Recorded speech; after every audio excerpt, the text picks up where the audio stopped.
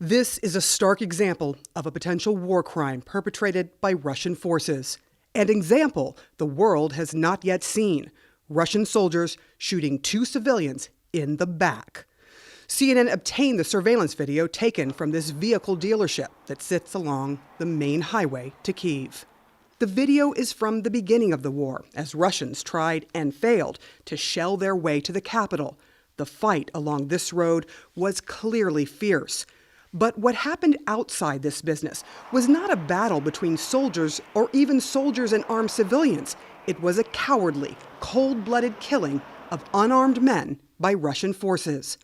The soldiers show up and begin breaking in. Inside of a guard shack, 2 Ukrainian men prepare to meet them. We track down the men's identities. One is the owner of the business, whose family did not want him named. The other was hired to guard it. My father's name is Leonid Alexeyevich Platz. His daughter Yulia wanted the world to know his name and what the Russians did to him. Both civilians, both unarmed. We know this because the video shows them greeting and getting frisked by the Russian soldiers, and then casually walking away. Neither seemed to suspect what was about to happen. That is what a member of the civilian fighting force who talked to the men a couple of days before the attack told CNN. He did not want to be identified for security reasons. We came there earlier, warned people to leave that place.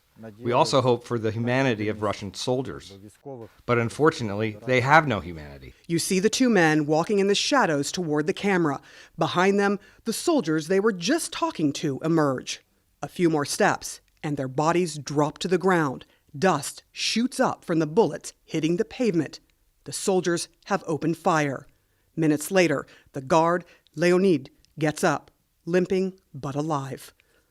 He manages to get inside the guard booth to make a call to the local guys for help. This is one of those guys, a Ukrainian truck driver turned civilian soldier. First of all, we felt a big responsibility. We knew we should go there because a man needed our help. He was still alive. He's the commander of a ragtag team of civilians who took up arms to fight for Ukraine and tried to save the men. When the guard called them, he explained what transpired with the soldiers. He said the soldiers asked who they were and asked for cigarettes, then let them go, before shooting them in the back. When his men finally got to Leonid, he had lost massive amounts of blood. One man from our group went there, and the guy was still alive. He gave him bandages, tried to perform first aid, but the Russians started shooting. They tried to fight back, but were unsuccessful. They didn't have the firepower to save their countrymen. Yulia, have you seen the video? I can't watch it now. I will save it to the cloud and leave it for my grandchildren and children. They should know about this crime and always remember who our neighbors are.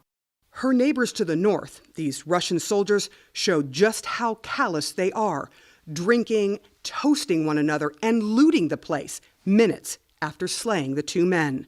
What were the last words that you remember he said to you? Bye-bye, kisses, say hello to your boys. Her boys will be left with a terrible, lasting memory: the death of their grandfather, now being investigated as a war crime by prosecutors. Dawn, Yulia told us she was hesitant at first to talk about this because she wasn't sure exactly what it could do to help the situation. But her mother convinced her, telling her to tell the world about this crime, to avenge her father. Dawn?